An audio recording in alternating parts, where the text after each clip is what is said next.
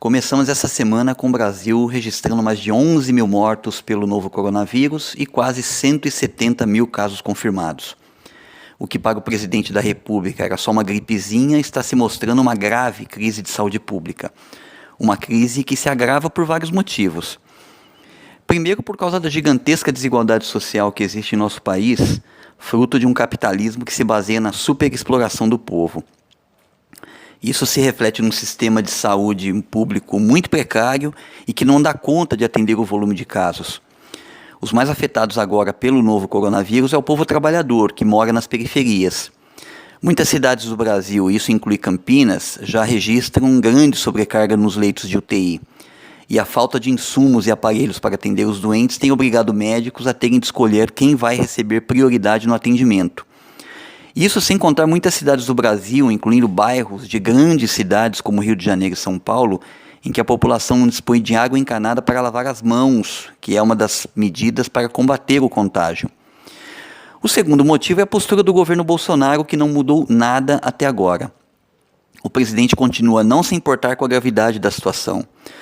O resultado é que faltam ações coordenadas, dinheiro para combater o contágio, bem como apoio financeiro para fazer com que os trabalhadores informais e precarizados mantenham o isolamento social. Mais de 15 milhões de pessoas que pediram auxílio emergencial de R$ 600 ainda não viram a cor desse dinheiro. Enquanto isso, os banqueiros receberam em poucos dias R$ 1 trilhão para manter o que eles chamam de liquidez do sistema financeiro. Mas muito pouco desse dinheiro está circulando na economia, pois os banqueiros aumentaram os juros cobrados para os empréstimos. Todo esse comportamento e mais a pressão de Bolsonaro em fazer com que o isolamento acabe, obrigam o povo a sair para a rua para garantir a sobrevivência. E também estimula setores patronais a fazerem carreatas que pressionam prefeitos e governadores a pôr fim ao isolamento social. O resultado de tudo isso nós estamos assistindo diariamente. O número de casos cresce e o de mortes também. E não vai demorar e o Brasil se tornará, em poucos dias, o campeão mundial em número de casos e de mortes. Só tem uma palavra para resumir essa política: genocídio. E o que é genocídio? É o extermínio e a destruição deliberada de um povo. A irresponsabilidade com que Bolsonaro trata essa crise do coronavírus só pode ser chamada assim, de genocídio. E o empresariado é conivente com essa política também, tal como o presidente, porque lucra com ela. Porque vem nessa crise, que tem matado milhares de pessoas do nosso povo por todo o Brasil, uma oportunidade de ficarem mais ricos. Querem exemplos do que estou dizendo? O Jorge Paulo Lemann, um dos donos da Ambev e segundo homem mais rico do Brasil, disse que, abre aspas, toda a crise é cheia de oportunidades, fecha aspas. E concluiu dizendo, abre aspas, que é disso que eu mais gosto, fecha aspas. Querem outro exemplo?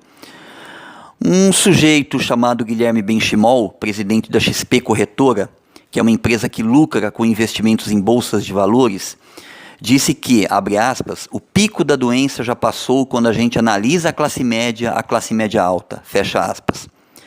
O que revelam esses pensamentos de gente que forma a chamada elite brasileira? Demonstra de maneira muito clara que para essa gente, enquanto nosso povo se vira para sobreviver durante essa crise, e que muitas famílias choram por seus mortos, eles veem todo esse sofrimento a oportunidade para ficarem mais ricos. E acham que porque a pandemia não está pegando agora as pessoas de classe média e classe média alta, que são as que têm investimentos em bolsas de valores, o pico da doença está mais tranquilo. Esses exemplos servem aqui para a gente fazer uma reflexão importante. Quando o Bolsonaro fala as barbaridades que ele não fala apenas por ele. A sua boca fala o que a sua consciência realmente pensa. E quando eu me refiro aqui à consciência de Bolsonaro, eu não me refiro aqui à sua consciência individual, mas a uma consciência coletiva, a uma consciência de classe. Como nós procuramos aqui demonstrar, citando as falas de dois membros da chamada elite brasileira, Bolsonaro fala sem nenhuma vergonha ou pudor o que essa elite realmente pensa. Se essa elite brasileira realmente estivesse preocupada com o estrago que esse vírus está causando na vida do nosso povo, ela teria se manifestado e cobrado do governo o fim dessa política genocida. Mas ela não faz isso, porque ela é tão genocida quanto o presidente.